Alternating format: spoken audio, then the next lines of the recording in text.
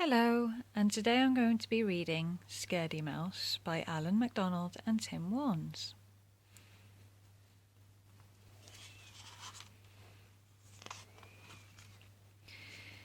In a small hole behind the cupboard under the stairs lived a large family of mice.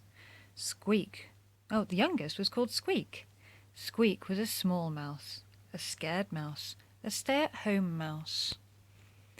One evening, Squeak was woken up by his sister Nibbles. "Let's go to the kitchen," she said. "I've just seen something yummy, a chocolate cake as big as a wheel." Squeak loved chocolate, but he was very scared. "What if I get lost?" he worried. "What if we meet the big ginger cat with green eyes?"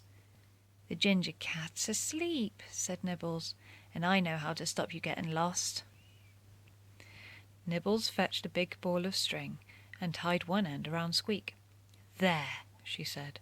"All you have to do is to follow the string and you'll find your way home." They scurried out of the mouse hole and into the dark, shadowy hall. Squeak kept close to Nibbles, trailing the string behind him.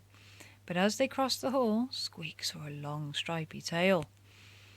"It's the cat! It's the cat!" he cried. Squeak ran this way and that, harum-scarum round and back. "Don't be silly," said Nibbles. "It's only a scarf."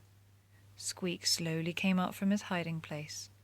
Through the dining room scampered Nibbles and Squeak, under the table and under the chairs. But just as Squeak was about to eat a biscuit crumb, he saw two eyes gleaming in the dark.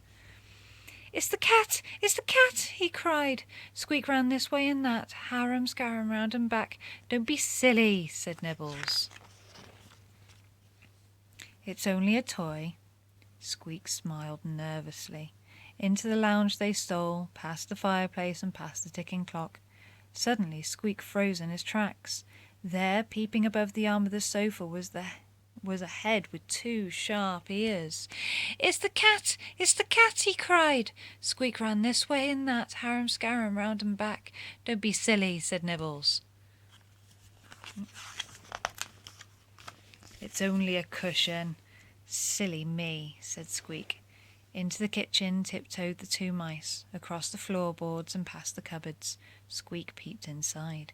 He shivered and shook. There, in the shadows, was something furry. "It's the cat! It's the cat!" he cried. Squeak ran this way and that, harum-scarum round and back. "Don't be silly," said Nibbles. "It's only a feather duster." "Phew," sighed Squeak. Just then Nibbles spotted the chocolate cake on the table. It didn't take them long to find their way up to it. Soon their paws and whiskers were licky and sticky with chocolate. "Yum," sighed Nibbles. "I could eat this all day." Squeak was a hungry mouse, but also a worried mouse, a scared mouse, a want-to-go-home mouse. So Nibbles scrambled down the fridge. Squeak and the cake followed. They heaved the cake across the floor, but just as they reached the door, a shadow fell across their path. "It's the cat! It's the cat!" cried Squeak. "Don't be silly," said Nibbles. "It's only the cat! Run, Squeak!" Squeak ran this way and that, harum-scarum round and back. The big ginger cat narrowed his eyes, opened his claws, and pounced! But the cat found himself caught in a web of string. The more he struggled, the more he became tangled, until soon he was tied up like a big, fat ginger parcel. A mad cat, a sad cat, a feeling a fool cat. Squeak was no longer a small or scared mouse. He was as bold as a lion mouse, and the next time he met the big ginger cat, he just said, "Boo!"